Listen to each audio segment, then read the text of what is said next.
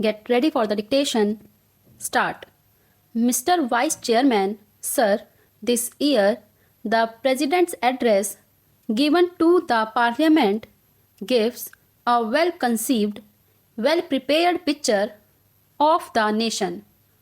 I rise to support the motion of thanks which has been brought before the House by Shri Kulkarni. At the outset, he has pointed out that this year has faced a severe drought. Then he points out to the danger of internal and external forces that remind us of the secessionist tendencies, the terrorism that is prevalent in a very serious form in the northwest and northeast frontiers of the country. This really requires attention of not only the government but of all the people, of all the political parties existing in different parts of the country. In his speech, he has tried to remind us of the promises made in our Constitution. It is our sacred duty to see that those promises are fulfilled. He has said that the ideals of secularism and socialism are enshrined in our Constitution. These values have to be upheld, and above all, integration of the nation is also to be upheld. Sir, it is time that we did not discuss matters out of emotion. When we speak emotionally, we forget these high goals, we forget reality and rationalism. Sometimes it is necessary to see that healthy criticism is there. It is required in a democracy to rectify mistakes of a government. It is a welcome feature, but when we speak emotionally, we forget these fundamental facts and obviously we commit mistakes. Here we should remember that we are speaking in the highest supreme body of the nation, where the future of the nation is to be built. When we are discussing all these things in this house about the development of the national life, the whole world is watching us. So, this factor has always to be kept in mind. Now, coming to the second point about the external dangers, we know of the terrorists in the border state. Sometimes they are assisted by certain outside powers who are not happy with our development. Sometimes they are provided with the latest weaponry with ulterior motives. These things have been discussed in the House and they need not be repeated here. But we cannot be blind to ourselves.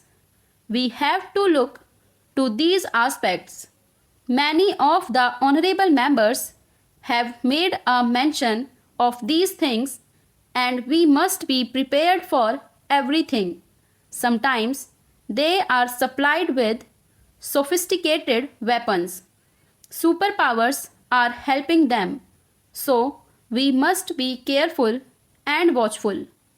Another thing is about the secessionist tendencies supported under the cover of religious fundamentalism abetted by foreign agencies.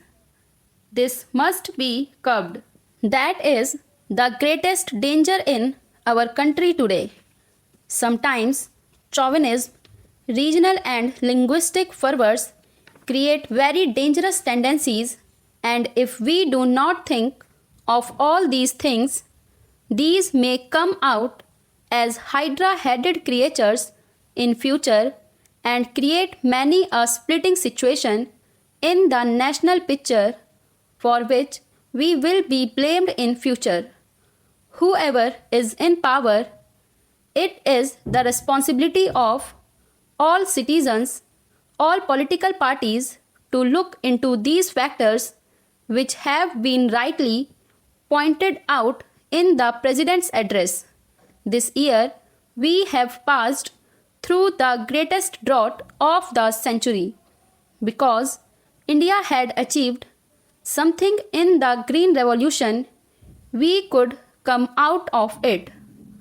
Out of 35 climate zones suffered from scanty rainfall and drought, and some parts of the country faced floods also. There was loss of crops and damage to crops. Production was much less because we had a buffer stock of 23 million tons, which was sound planning, and the Green Revolution had achieved something. The country could face this difficult situation. At the same time, many honorable members have brought out in this house that the Kisans are unhappy. They are vibrating with new ideas, new expressions of rising expectations. What are their problems?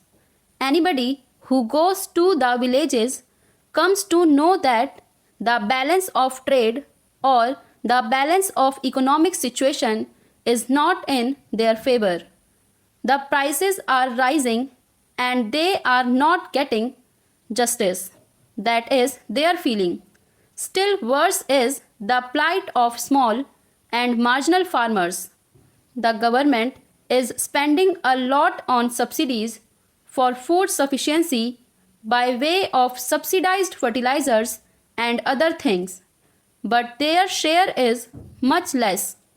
The dry land farmer and the small and marginal farmer have to do distress sales because in our country there is no proper marketing organization to help them. Unfortunately, we had thought that the cooperatives would develop, but they have not developed, and the marketing agencies have not developed. So they are the worst sufferers in this situation of rising prices. The other sectors enjoy a favorable position. They can command the economy. The farmers are very much discontented, for which we have to take proper precautions. That is what I want to submit through this honorable house to the government.